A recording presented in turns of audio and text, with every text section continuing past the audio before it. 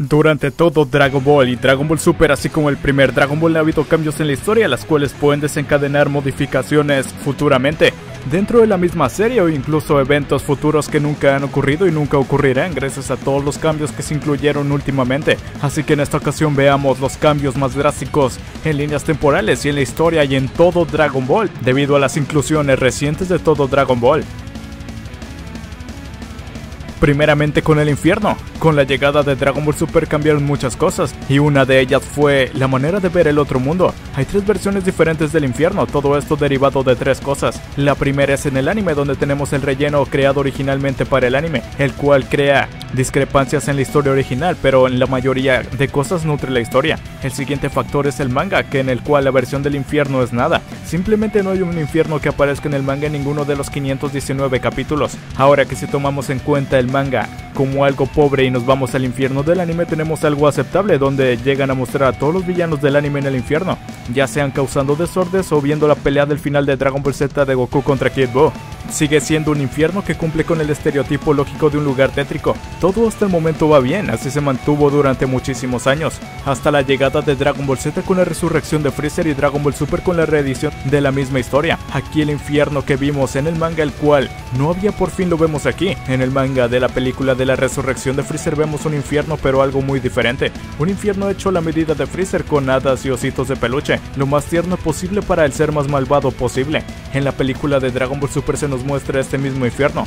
Aquí sin embargo vemos una cosa muy interesante, el cambio radical de cuando vemos a Freezer en este infierno. Todo lo visto antes en el otro infierno del anime queda descartado, y este es donde Freezer ha estado siempre. Quizá quede bien, pero hay un problema con esto, y aquí está Freezer. Entonces, ¿dónde están los demás villanos? Muy probablemente esto sea un infierno exclusivo para Freezer, aunque poniéndolo aquí se excluye el infierno del anime de Z. Lo siguiente es la fusión Potara. Aquí todo lo que pensamos fue una mentira por completo, y todo porque la fuente no fue confiable. Aún así podemos saber que sí que hubo cambios muy drásticos, ya que en el mismo manga lo contradice. Anteriormente, la fusión era con cualquier ser, uno con otros, no importaba qué.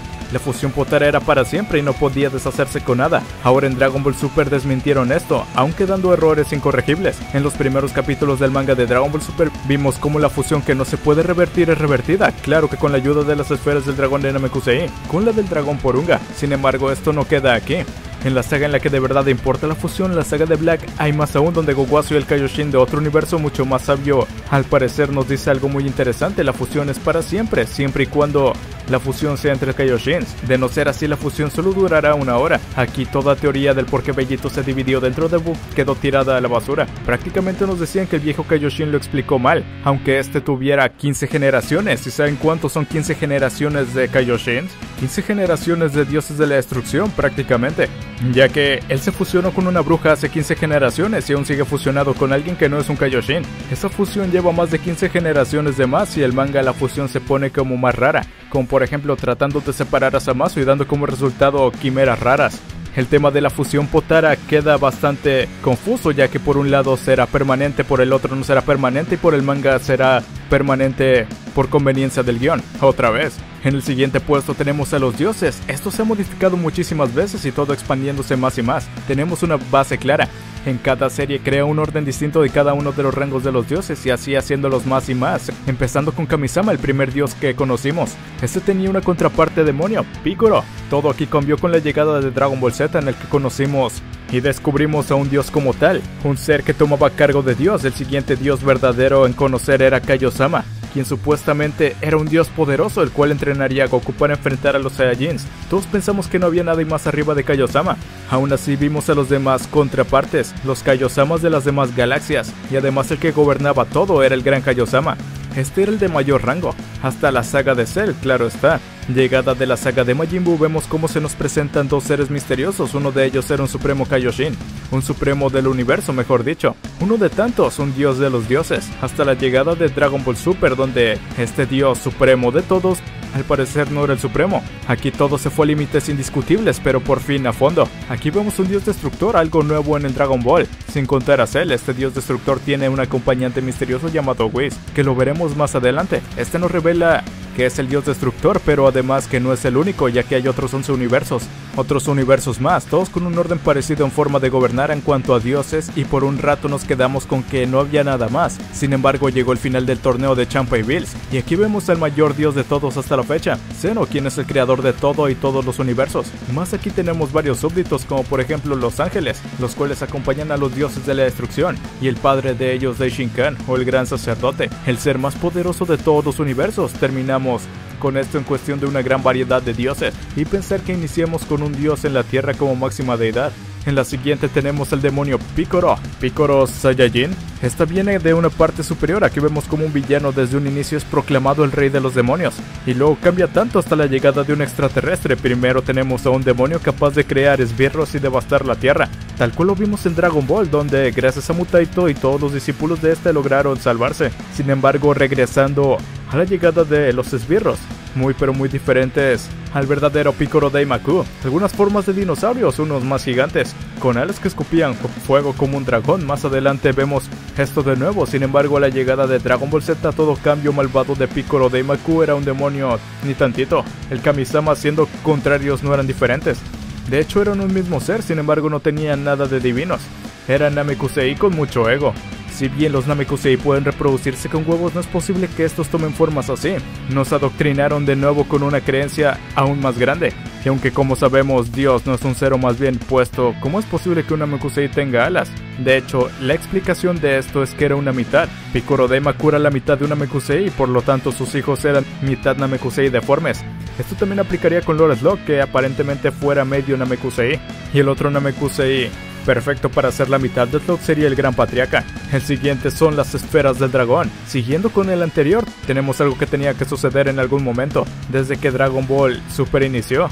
Las esferas del dragón quedaron chicas para el tamaño de la serie, habiendo más universos, más dioses donde debería haber también esferas del dragón. Las hay, pero son algo diferente a las que todos conocemos, además de que son del tamaño de un planeta. También el cambio de las esferas novas, la Super Dragon Ball, son del tamaño de un planeta, y unos pequeños pedazos se desprendieron de esta cerca del planeta Namekusei, y ahí los habitantes las tallaron en forma de esferas, creando las esferas del dragón. Supuestamente las esferas del dragón originales eran las esferas de Namekusei, en donde el dios dragón original era Porunga. Sin embargo, con esto dejamos de lado a los Namekusei como creadores de estos artefactos, a seres que simplemente imitaron tal objeto, pero con una escala mucho menor. Esto quedó destruido también sobre una parte de los Namekusei, la raza guerrera y la raza del dragón. Esta última tenía la capacidad de hacer esferas como las del Patriarca, quien fue el creador de las esferas de Namekusei. Ahora con todo esto quedó menos impresionante, siendo solo intermediarios y no las creaciones originales. Antiguamente también había otra forma de verlo. Según Roshi, las 7 esferas eran una sola, la cual concedía deseos a todos. Su división surge a partir del mal de los hombres. Sin embargo, esto solo duró hasta el Dragon Ball. En Dragon Ball Z crearon paso a los Namekusei, y en Dragon Ball Super paso a Sarama. Esto, al igual que los dioses, también se expande a rangos muy altos. Ahora Dragon Ball GT era la continuación de Z, mas no lo es ahora, con los múltiples incongruencias y aciertos de GT. Podría haber quedado así, lo hizo por mucho tiempo. No fue hasta la llegada de la batalla de los dioses, cuando muchos años después, que Dragon Ball GT se quedó en el olvido, siendo un spin-off de 64 capítulos. Y el punto que detonó esto fueron los cambios que surgieron, como por ejemplo la separación de Kibito-shin, y la más obvia, el Super Saiyajin Dios y adiós a la fase 4, y la bienvenida a las distintas transformaciones de Super Saiyajin Dios.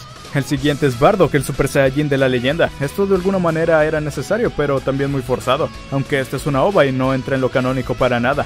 La leyenda del Super Saiyajin legendario fue algo que motivaba a Freezer y creó un ser inimaginablemente poderoso para que apareciera cada 1000 años en la supuesta leyenda de los Saiyajins. En un especial pudimos ver cómo es que Bardock se enfrenta a Freezer ante el inevitable fin del planeta Vegeta y con la casi extinción de los Saiyajins. Todo esto aquí está bien, no es Super Saiyajin ni nada que vincule a Bardock con esto hasta la OVA relativamente reciente que nos muestra cómo Bardock no murió y hace un bucle sin fin. Sin embargo, esto es una OVA, por lo tanto nada que ver. El Super Saiyajin legendario.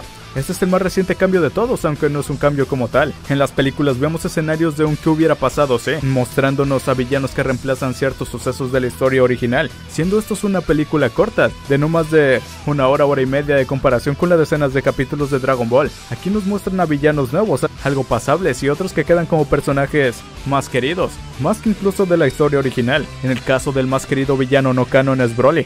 Este se nos presenta como un verdadero Super Saiyajin legendario, un Super Saiyajin poderosísimo, muchísimo, más que cualquier otro Super Saiyajin. Pero esto es una transformación, por así decirlo. Este Super Saiyajin legendario fue tan popular que pasó a la historia en 3 películas. Pero algo que no estaba completamente bien, este personaje era exclusivo de las películas y videojuegos. En el anime y manga no fue mencionado en ningún momento. Sin embargo, ahora con los Saiyajins del universo 6 vemos a Kale, una Saiyajin con la transformación del Super Saiyajin legendaria, y contraparte de Broly, haciendo canon a una copia femenina del mismo. Con esto nos dejan ver que están agregando una transformación que no estaba anteriormente en la historia original, muchísimos años después. Dragon Ball Super, 10 años. Con la llegada de Dragon Ball Super, destrozó por completo algo que vimos en los 10 años entre la saga de Majin Buu y el torneo de artes marciales. Quedó un hueco que era de paz y tranquilidad. Aquí en Super no hay paz ni tampoco tranquilidad. Primero llega Bills, luego Freezer, luego un torneo de entre universos, después Zamasu, luego otro torneo, con los demás cambios que vayan a ocurrir aún más adelante. De Z quedaron deshechos prácticamente, tienen que ser reescritos,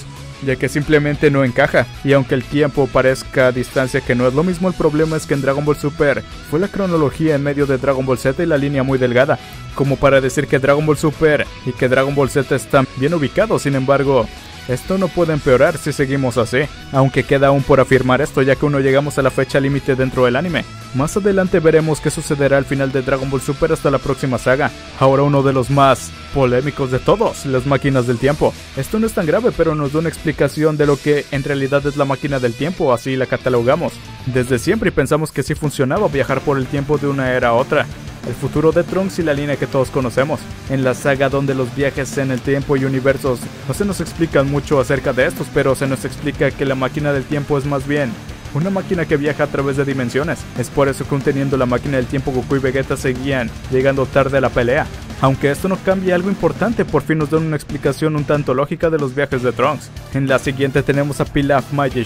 Con la llegada de la batalla de los dioses llegaron unos personajes traídos de Dragon Ball. Pilaf Majin, estos 3 personajes llegaron para quedarse en casa de Bulma como unos niños apenas. Lógicamente esto no puede ser posible. En este tiempo ellos 3 deberían ser ancianos y Shu un perro que ni siquiera debería seguir vivo. Lo que pasa se explica en una mini historia, donde estos piden a las esferas del dragón el deseo de ser más jóvenes en la línea del tiempo del futuro, y eso es lo que explica su edad. La espada Z. Con esto no es algo que sea a cambio, sin embargo fue algo forzado, pero algo lógico, y muchos también lo harían. En Dragon Ball Z se nos explicó que quien encerró el anciano Kaioshin en la espada Z fue un ser malvado y poderoso, pero que no se comparaba con el Majin Buu actual. Con eso quedó claro que era un ser malvado y no más poderoso que Buu. Alguien como Cell podría ser, pero quedó por un buen rato que nunca supimos quién era, hasta la llegada de Dragon Ball Super. Aquí se nos dijo quién encerró al Supremo Kaioshin en la espada Z, y fue el mismísimo Bills. Se puede entender que si el universo queda sin Kaioshin, el dios destructor muere, dejando fuera de alcance cualquier peligro en los planetas. Así que dejar a un dios encerrado en una espada, a los cuales pocos pueden acceder, pues sí que es un buen seguro de vida. Bills, sin embargo, no puede ser, no está justificado de ninguna manera. En primera se menciona que era un ser malvado, y Bills no es un ser bondadoso, pero no se puede considerar malvado, más bien caprichoso, pero no es un villano. Así que esta razón sí que es forzada. Jaco, Aliens. Por último tenemos la inclusión bastante grande, pero sin mucha importancia. Aún así es muy interesante. Tenemos a Dragon Ball y Dragon Ball Z, y ahora también Dragon Ball Super, donde el universo poco a poco se fue expandiendo más y más. En la resurrección de Freezer llegan personajes de la película, el cual es nuevo, pero solo en la serie de Jaco el Patrullero Galáctico llegó a la Tierra a avisar que Freezer estaba a punto de llegar. Su trabajo se nos agregó un universo inmenso, el cual solo tiene 28 planetas, pero claro, Freezer tenía 50 y tantos. Bueno, olvidemos eso. Esa es la raza, la habíamos visto en la película de Broly. Aquí se nos muestra cómo es que llegó a ser parte de Dragon Ball. Claro, como vemos a pequeños cambios que se pueden apreciar en la Tierra, a la llegada de Goku como un niño, y además con su traje Saiyajin y no como un bebé. Finalmente tenemos una que cambió bastante, Dragon Ball Minus. Con esto cambia todo el inicio de Dragon Ball, así como el especial de Bardock.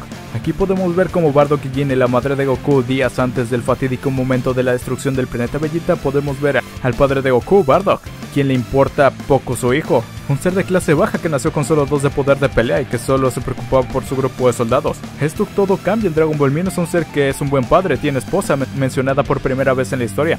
Se preocupa por su hijo, un guerrero de clase baja que nació con apenas 2 unidades, el cual ya tiene 3 años en una incubadora, el cual debería de tener entonces mínimamente unos 40 de poder de pelea, no los 10 que tiene al inicio de Dragon Ball. Consideraríamos la continuación de este Goku, el del camino hacia el poder, que sí que tenía mucha más fuerza que el del primer Goku.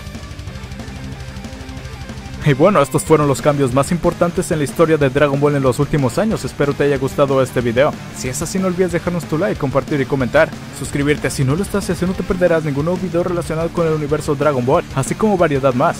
Y nada, un abrazo con cariño de Goku y hasta la siguiente. Los quiero. Chao.